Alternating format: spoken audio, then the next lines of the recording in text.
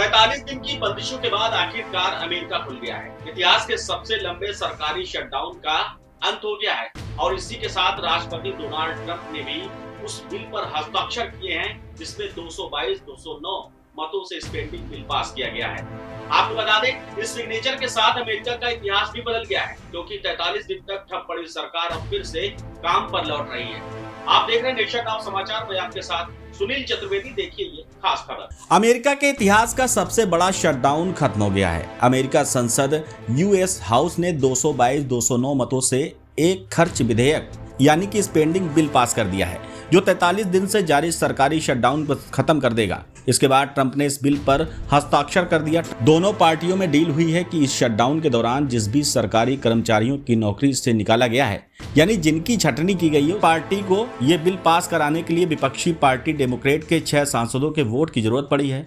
BBC की report के अनुसार अंत में 6 डेमोक्रेट नेताओं ने रिपब्लिकन पार्टी के नेतृत्व में आए इस बिल का समर्थन किया।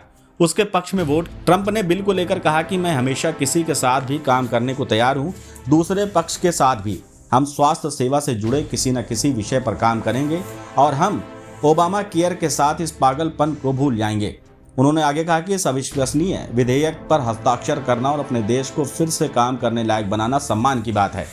बता दें, अब सभी सरकारी कामकाज फिर से शुरू हो जाएंगे। हालांकि स्थिति को वापस से सामान्य होने में थोड़ा सा वक्त लग सकता है। दोनों पार्टियों में डील हुई है कि इस शटडाउन के दौरान जिस भी सरकारी कर्मचारियों की नौकरी से निकाला गया है, यानी जिनकी छटनी की गई है, उसे ट्रंप सरकार वापस नौकरी में रखेगी।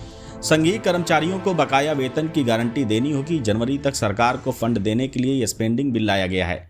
उसके बाद फिर से दोनों पार्टियों में तकरार होगी और सरकार को नए बजट के लिए विपक्ष से सौदेबाजी करनी होगी।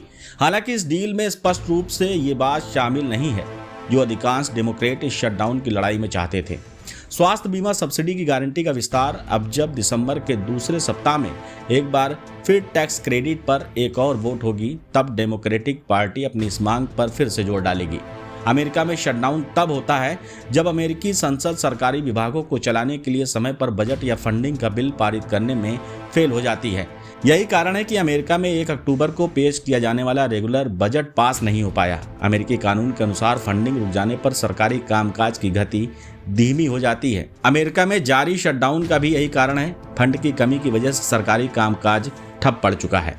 43 दिनों तक अमेरिका ठहर गया था। सरकारी दफ्तर बंद थे, वेतन रुका था और सिस्टम भी रुक गया था। लेकिन अब जब व्हाइट हाउस की स्याही ने इस बिल पर हस्ताक्षर किए हैं, तो सवाल यही है कि क्या अमेरिका सिर्फ खुला है या फिर एक बंदिश की उल्टी गिनती शुरू हो चुकी है, क्योंकि फंडिंग जनवरी तक ही है। उसके बाद फिर वही पुराना सवाल, सौदा किसके साथ और शर्त किसकी। तब तक आप देखते रहिए नेशन नाउ समाचार।